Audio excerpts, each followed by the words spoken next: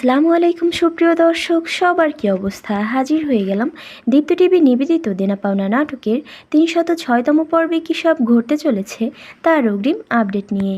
এই পর্বটি কেউ মিস করবেন না, কারণ এই পর্বে আপনারা দেখতে পারবেন পারিকে দেখা যাবে নাদিয়াকে ফোনে না পেয়ে সে এবার নাদিয়াকে খুঁজতে বেরিয়ে পড়বে, কারণ পারি মনে করছে যে নাদিয়াকে খুঁজে পাওয়া গেলেই ইরফানকে খুঁজে পাওয়া যাবে।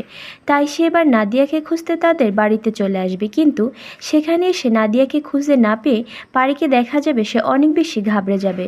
ঠিক তখনই সেখানে পারির বাবা চলে আসবে। পারির এমন অবস্থা দেখে পারির বাবা বলে উঠবে, কী ব্যাপার মা, তোকে এমন লাগছে কেন? তুই এমন ঘাবড়ে আছিস কেন? কি হয়েছে বল আমাকে। বাবার মুখে এমন কথা শুনে পারিকে দেখা যাবে সে কান্নায় ভেঙে পড়বে এবং ইরফানকে খুঁজে পাওয়া যাচ্ছে না সেটাও তার বাবাকে জানাবে।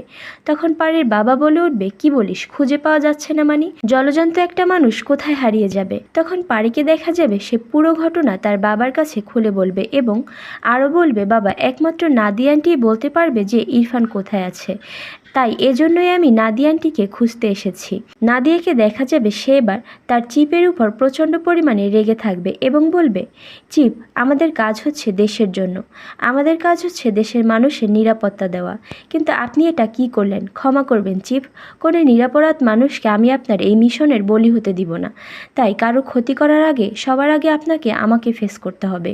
একথা শুনে চিপ বলে উঠবে, শুধু শুধু চেষ্টা করে লাভ নেই, সব কিছু এতক্ষণে তোমার হাতের নাগালের বাইরে চলে গেছে নাদিয়া। ওইদিকে পুলিশ অফিসারকে দেখা যাবে সে এবার বুড়িগঙ্গা নদীতে একটা লাশ পেয়ে সেটা শনাক্ত করতে ইরফানদের বাড়িতে আসবে সেই খবরটা দিতে। তখন ইরফানের বাবা পুলিশ সেটা তাকে কেন জানাতে এসেছে সেটা জানতে চাইলে পুলিশ অফিসার বলে উঠবে, স্যার, বডিটা খুব বাজে অবস্থায় আছে, তাই আমরা আইডেন্টিফাই করতে পারছি না যে এটা কার লাশ, কিন্তু বয়স আন্দাজ করে মনে হচ্ছে যে এটা ইরফানেরই লাশ। একথা শুনে ইরফানের মাকে দেখা যাবে সে কান্নায় ভেঙে পড়বে। আর অন্যদিকে আপনারা দেখতে পারবেন সারাকে দেখা যাবে সে এবার পল্লবকে ফাঁদে ফেলানোর জন্য মিথ্যা নাটক করে পল্লবকে ইমপ্রেস করে তার বন্ধু হতে চাইবে। তখন বোকা পল্লবও তার অভিনয় বুঝতে না পেরে তার ফাঁদে পা দিয়ে ফেলবে এবং তাকে বন্ধু হিসেবে মেনে নেবে। আর এছাড়াও থাকছে আশ্চর্য সকল ঘটনা। সুতরাং সবাইকে দেনা পাওনা নাটকের আগামী পর্ব দেখার আমন্ত্রণ রইল। ধন্যবাদ।